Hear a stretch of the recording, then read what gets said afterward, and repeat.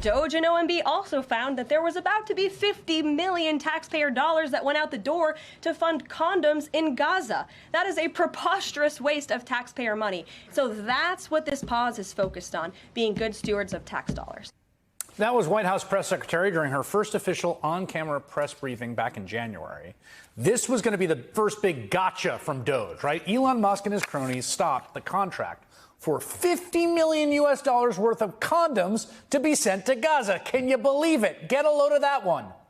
You've heard this before. You know it was a lie. It was obvious and flagrant. Anyone with common sense could tell it was untrue.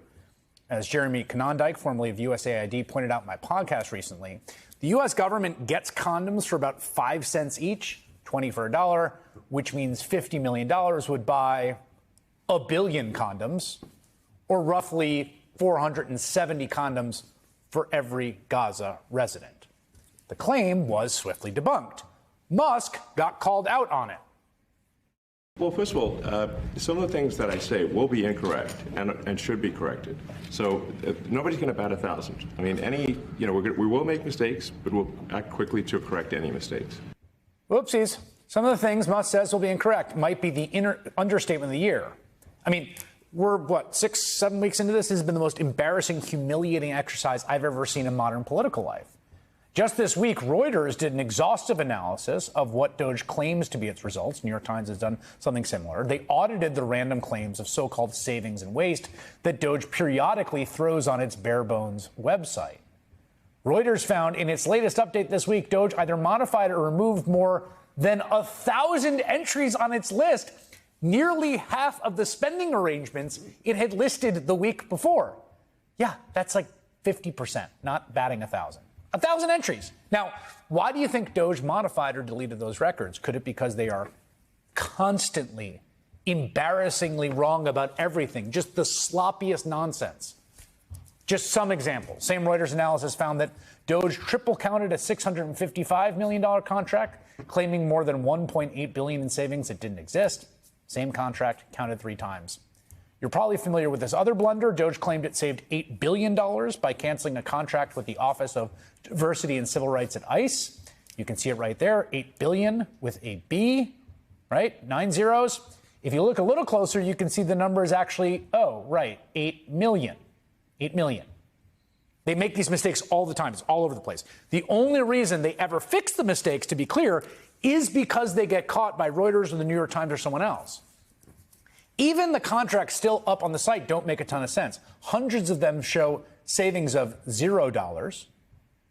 And even when there are savings, they're not like savings that they take credit for the programs that ended under previous presidents, including at least one from the George W. Bush administration. Again, this is not to say that some of the stuff they're doing is just canceling contracts that are good policy that they're just not going to pay for. That's not really a savings. Like, you could stop paying your mortgage. Would that count as a savings? I guess. At some point, you're going to have to deal with it. And this is just about the errors and confusion with what they're actually reporting themselves. We're not even getting into the other blunders Musk and the Trump administration are stumbling into day after day after day. Here's another example. Yesterday, Trump's General Services Administration, which is basically the sort of building maintenance of the entire federal government, published a list of more than 400 properties it wanted to either close or sell, deeming them not core to government operations. Now, that list included the J. Edgar Hoover Building, a.k.a. FBI headquarters, and main justice at the DOJ, the Robert F. Kennedy Building. Now, maybe Trump and Musk are serious about selling off the FBI and DOJ offices. Maybe they think Pennsylvania Avenue needs some new retail space. Maybe Donald Trump's got a buddy he's got in mind for that. But the evidence points instead to this being yet another cluster mistake. Because as of this afternoon, that entire list of properties for sale is now gone. It's replaced with a page that says coming soon. Of course, this comes after other widely reported humiliating blunders, like the Trump administration, say, firing the nuclear strategy experts and the people trying to prevent a bird flu epidemic, and then scrambling to hire them back when they realized what they've done, again, after press reports caught them. Yeah, everyone makes mistakes, but listen to me here. I've been in journalism for 25 years, okay? If you were a publication or a cable news show and you made this many mistakes in such a short period of time, you would be fired. That's it. Like 100%. I think the public might be getting tired of all the errors too. The head of the National Republican Congressional Committee is telling his people to stop holding town halls because angry voters keep showing up to yell at them about Doge. Today, Elon Musk had to march over to Capitol Hill and answer to Republicans with angry constituents who are maybe getting a little sick of the reckless chainsaw shtick. Elon is very upfront, so they're moving fast. It's not going to be perfect. There'll be mistakes made, but we'll correct those mistakes very quickly and setting up a process so he can and his team can be contacted quickly to reverse mistakes.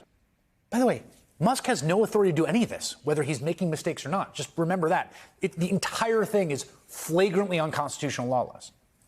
And the process that Musk and his team set up can be contacted very quickly was Musk giving senators, Republican senators, his personal cell phone number to report Doge mistakes. Kind of like a you messed up again hotline. I think Elon's going to be fielding a lot of calls.